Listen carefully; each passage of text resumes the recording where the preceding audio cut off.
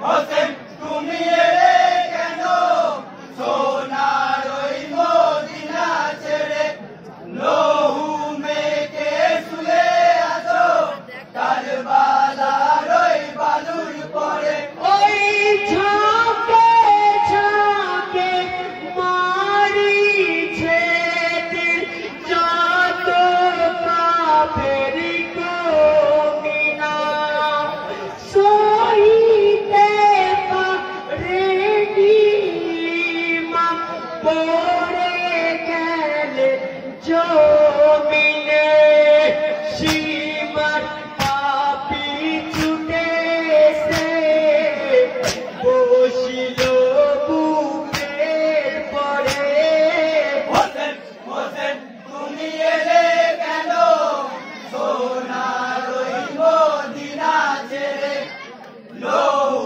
মেখে শুয়ে আছো কারবালার ওই বালুর পরে ওই সখী পিয়াসায় ঝরাই ফুল দিনেরি মামু হোসেনা ফুলের মতো কমল দেহ বিষের তীরের যন্ত্রণা হোসেনের মাথা নিতে চালাই চূড়া গলার পরে হোসেন হোসেন তুমি এলে কেন সোনার ওই মদিনা ছেড়ে লহু মেখে শুয়ে আছো কারবালার ওই বালুর পরে হাই ধীরে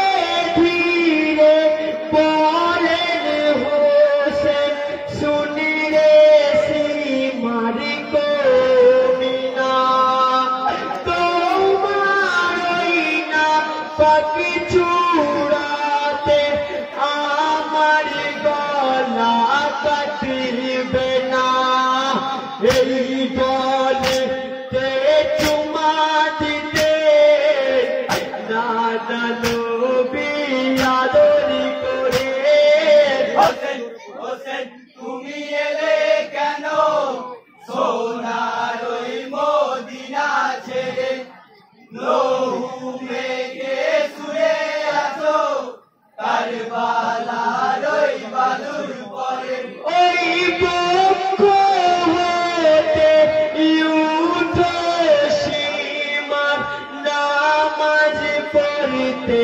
দাও আমায় আল্লাহ পাকের নামে সেজদা দেব আমি কারবালায় নামাজ শেষে কেটো মাথা আমার হাতের খঞ্জরে হোসেন হোসেন তুমি এলে কেন সোনার ওই মদিনা ছেড়ে লহু মেখে শুয়ে আছো কারবালার ওই বালুর পরে ওই পক্ষ হতে উঠে সীমার ইমাম হোসেনের কথায় নিজের খুনে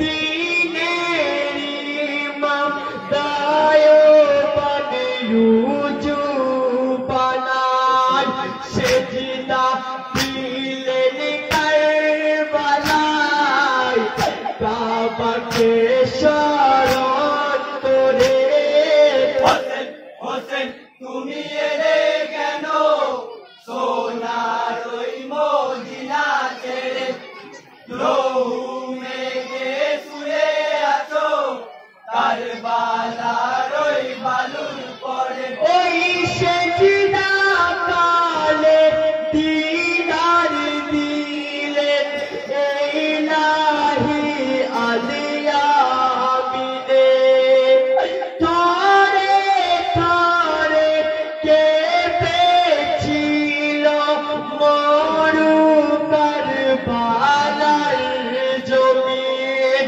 সেজদা